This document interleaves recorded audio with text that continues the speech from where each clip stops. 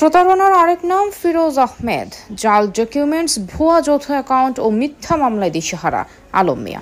চট্টগ্রাম প্রতিনিধি জাকারিয়া হোসেনের প্রতিবেদনে তথ্য ও চিত্র আলামিন রিফাত। চট্টগ্রামে প্রতারণার নিত্য নতুন কৌশলে আলোচনায় এসেছে ফিরোজ আহমেদ ওরফে ফিরোজ মিয়া।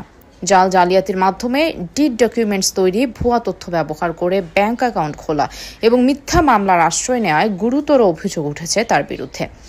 ভুক্তভোগী ছোটখাটো ব্যবসায়ী ও চাকুরিজীবী আলম মিয়া বর্তমানে চরম ভোগান্তির শিকার।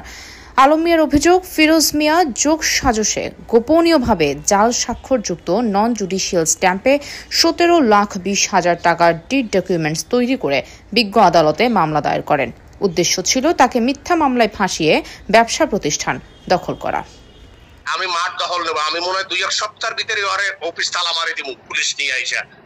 আর বোন নামে মামলা হয়েছে, আর বউ আরো দুজন অ্যারেস্ট হবে। আচ্ছা, এই সপ্তাহে হবে। ঘটনার আরও চাঞ্চল্যকর দিক হলো ব্যাংক লেনদেন। ডিটে উল্লেখ করা হয়, এনআরবি ব্যাংক বন্দর টিলা শাখায় আলম মিয়ার নামে একটি অ্যাকাউন্ট নং 2901522142 এবং চেক SB 00000001 রয়েছে, কিন্তু বিষয়টি সম্পর্কে ভুক্তভোগীর কিছুই জানা ছিল না।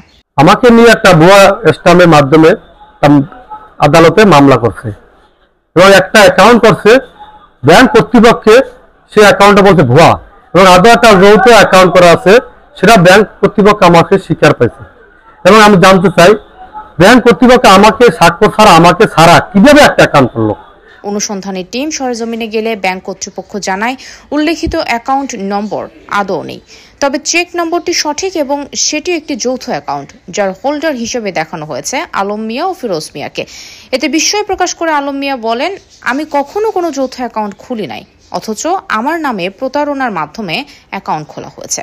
পরে ব্যাংক স্বীকার করে অ্যাকাউন্ট খোলার সময় একমাত্র ফিরোজ মিয়াই উপস্থিত ছিলেন। তিনি সঙ্গে নিয়ে আসেন আলম মিয়ার জাতীয় পরিচয়পত্র সহ কাগজপত্র। জাদিক এইভাবে কি অ্যাকাউন্ট করার যুক্তিযুক্ত আপনাদের ব্যাংকিং রুলসে কতটুকু, যে যৌথ অ্যাকাউন্ট কিন্তু ব্যক্তি আপনার ফিজিক্যালি সামনে আসলো না, তারপরে অ্যাকাউন্ট করে ফেলছে? আমি বলি, আমি বুঝতে পারছি জিনিসটা আসলে হয়তো বা কি অনেকে ইন্টেনশনালি হয়তো বা ওনাকে বিপদে ফেলার জন্য কাজটা করছে। আপনি তো আমার পরিচিত, কিন্তু বিষয়টা কিন্তু দুইজনকে সহ অ্যাকাউন্ট করার কথা ছিল, সেটাই আসলে হয় না। দুইজনকে সহ অ্যাকাউন্ট করতে হয় না, এখানে যখন আসে উনি প্রায় সময় আসে, ওনাকে চেনা আছে। আমি কিন্তু আপনাকে এই প্রশ্নের উত্তরটাই চাইছিলাম। কোনো যাচাই বাছাই ছাড়াই অ্যাকাউন্ট চালু করা হয়। আইনজীবীদের মতে এটি গুরুতর ফৌজদারি অপরাধ এবং ব্যাংক কর্তৃপক্ষের গাফিলতিরও বড় প্রমাণ। কারো এনআইডি কার্ড ব্যবহার করে যদি ভিন্ন কেউ ব্যাংকে অ্যাকাউন্ট খুলে এবং তার নামে চেক বই ইস্যু করে যদি প্রতারণা করতে চায়, তাহলে এই ক্ষেত্রে ওই প্রতারকের বিরুদ্ধে যেমন আইনি ব্যবস্থা নেওয়ার অধিকার আছে ক্ষতিগ্রস্ত ব্যক্তির, ঠিক তেমনি ব্যাংকও দায় এড়াতে পারে না। তো ব্যাংকের বিরুদ্ধে ছাড়াও ওই ব্যক্তির বিরুদ্ধে আপনি পরিচয় জালিয়াতি, ব্যাংক জালিয়াতি, এক্ষেত্রে আপনি বাংলাদেশ পেনাল কোডের 468, 471 এবং 420 ধারায় আপনি তার বিরুদ্ধে আইনগত ব্যবস্থা নিতে পারেন। সেই সাথে ডিজিটাল নিরাপত্তা আইন 2018তেও আপনার এই পরিচয় চুরি বলা হয় এটাকে, তো এক্ষেত্রে আপনি ব্যবস্থা নিতে পারেন। আর ব্যাংকের বিরুদ্ধে আপনি ব্যবস্থা নিতে গেলে সেক্ষেত্রে আপনাকে, যেহেতু ব্যাংক যথাযথভাবে যাচাই করার অধিকার আছে তার, যদি ব্যাংক যথাযথভাবে অ্যাকাউন্ট হোল্ডারকে যাচাই বাছাই এবং শনাক্ত করার একটা বিধান আছে। আপনি দেখবেন যে অ্যাকাউন্ট করতে গেলে অবশ্যই শুধুমাত্র এনআইডি কার্ড নিয়ে গেলেই হবে না, সেই সাথে ওই এনআইডি কার্ডকে শনাক্ত করার জন্য অন্য একজন অ্যাকাউন্ট হোল্ডারকে লাগবে।